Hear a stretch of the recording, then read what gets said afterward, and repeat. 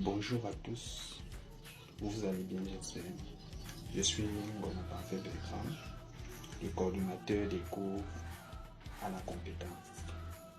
Si je fais cette vidéo, c'est destiné principalement aux élèves de la classe de terminale et aux jeunes bacheliers. Dans cette vidéo, nous allons vous présenter 3 réalités dont vous n'avez pas encore ou on ne vous a pas tout dit sur cette réalité. La première réalité, c'est cette phrase que vous avez toujours entendue. L'école ne garantit pas la réussite. Ça c'est vrai. Mais pour un élève terminal, et particulièrement pour ceux qui viennent d'avoir eu le bac, l'école, c'est votre meilleur moyen de réussir.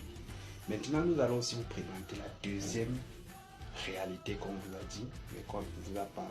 Comme deuxième réalité, vous avez cette fameuse phrase: pour mériter le concours au Cameroun, il faut être un génie, il faut être intelligent.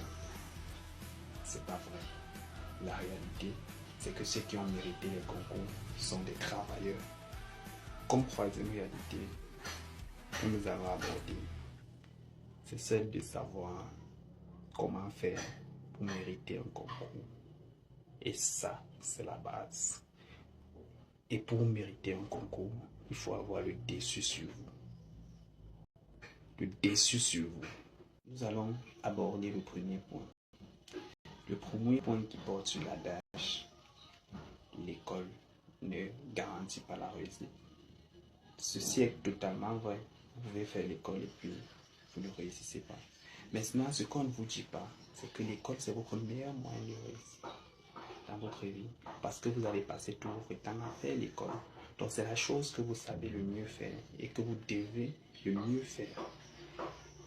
Et c'est donc pour cette raison que une fois que vous avez votre bac, vous devez donc penser à intégrer les grandes écoles qui vont rentabiliser vos compétences acquises à l'école ou qui vont vous créer des profils d'emploi ou vous booster à l'entrepreneuriat. C'est donc le pourquoi je vais toujours revenir et vous parler des concours. Le concours, c'est le meilleur moyen d'être dans la bonne voie de la rentabilisation de votre école. Vos parents ont beaucoup dépensé de l'argent pour que vous alliez à l'école. La moindre des choses, c'est qu'ils aient des retours sur investissement. Étant donné que nous avons fixé les bases sur l'importance des concours, dans la mesure où cette importance rentabilise l'école en entrant dans une grande école de formation, vous avez plus de chances de mieux vous en sortir et de rentabiliser votre école. Maintenant, il est important donc de vous dire comment on peut faire pour mériter un concours au Cameroun.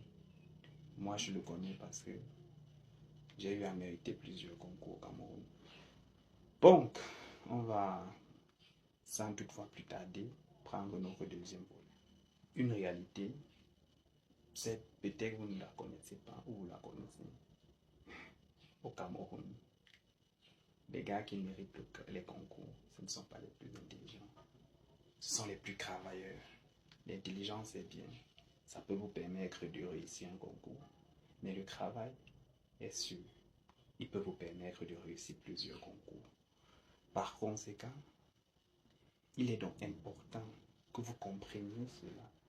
Le travail que vous allez effectuer, c'est ça qui va conditionner votre réussite à un concours.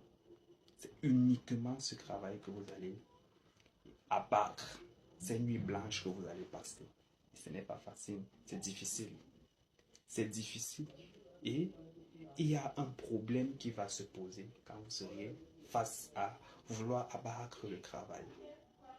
Une force extérieure qui va venir vous dire: je peux tout faire ça et puis j'échoue. Je peux tout faire ça et puis on achète les places des concours et tout ce qui va aller avec. Et puis vous allez entrer dans la paresse où vous n'allez pas vous donner à fond. Et c'est ce qui peut causer vos éventuels échecs. Maintenant, étant donné que nous avons vu l'importance de l'école, nous avons vu l'importance de réussir un concours, nous avons vu l'importance de la motivation pour un travail acharné, vu que c'est ce travail qui conditionne votre réussite, par mérite bien sûr. Il est donc indispensable pour nous d'élever une certaine ambiguïté. Et c'est le pourquoi nous allons aborder le troisième point. Pour réussir un concours, il faut avoir le dessus. Et pas sur les autres candidats, non. Il faut avoir le dessus sur vous-même. Sur vous. Bon, nous allons expliquer ce qu'est le dessus. Le dessus sur vous, c'est un état qui va vous permettre, vous qui êtes dans l'incertitude, qui ne savez pas si vous allez réussir un concours ou pas, cet état qui va vous permettre de croire en vous et d'être sûr que à partir du travail que vous abattez, vous allez réussir. À partir du travail que vous abattez, vous allez réussir et que c'est le meilleur moyen pour votre réussite. Donc, il va falloir qu'on travaille ce point, le dessus, parce que c'est l'épidoxane du succès, l'épidoxane du mérite, ce dessus-là. Parce qu'une fois que vous atteignez le dessus sur vous, qu'importe les personnes qui vont venir vous dire vous ne pouvez pas, vous allez essayer et vous allez vous donner à fond. Vous n'allez pas gérer leurs mots.